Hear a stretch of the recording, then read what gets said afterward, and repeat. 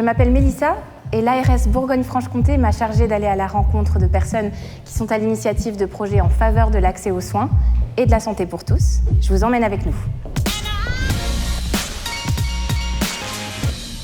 Durant le précédent épisode à Besançon, nous avons rencontré des équipes passionnées, mobilisées pour nos adolescents.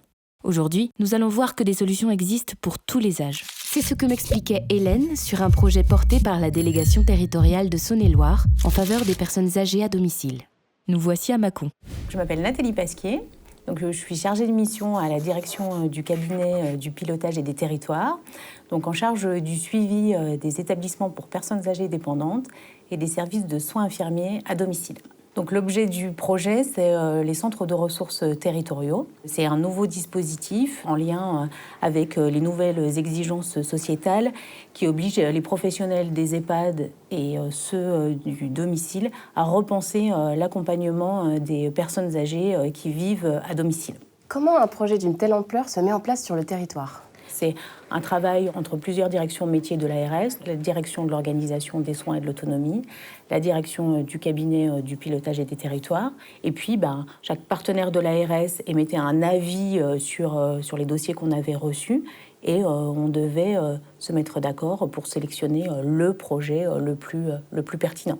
Ce dispositif, il a pour but de permettre aux personnes âgées qui vivent à domicile d'y rester le plus de temps possible. C'est vraiment le but de ce dispositif, c'est comment on peut apporter un accompagnement renforcé au domicile de la personne pour retarder le plus possible son entrée en institution.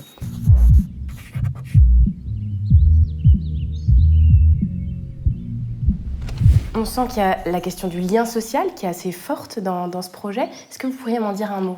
On a beaucoup axé certaines de nos prestations sur cet axe-là, en déployant notamment des animatrices qui vont aller à domicile, accompagner ces bénéficiaires et proposer des temps d'activité. Alors, au-delà de l'intérêt que ça peut avoir en termes de stimulation cognitive, il y a aussi cet intérêt de lutter contre l'isolement et de pouvoir réouvrir ces personnes qui sont très souvent isolées.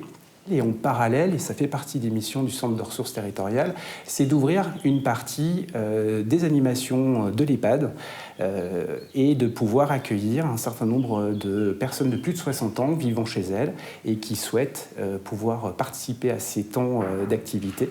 Et même si l'objectif du Centre de ressources territoriales, c'est bien sûr de garantir et de maintenir à domicile le plus longtemps possible, mais c'est aussi de dédramatiser, de se dire finalement on peut y être aussi bien en EHPAD et on est vraiment dans cette dynamique de parcours, ce qui permet d'accompagner les gens du domicile jusqu'à une éventuelle entrée. Je le constate à chaque rencontre, des solutions émergent sur tous les territoires et pour tous. Dans un autre registre, nous allons nous intéresser à la lutte contre le moustique tigre. Je vous donne rendez-vous au prochain épisode.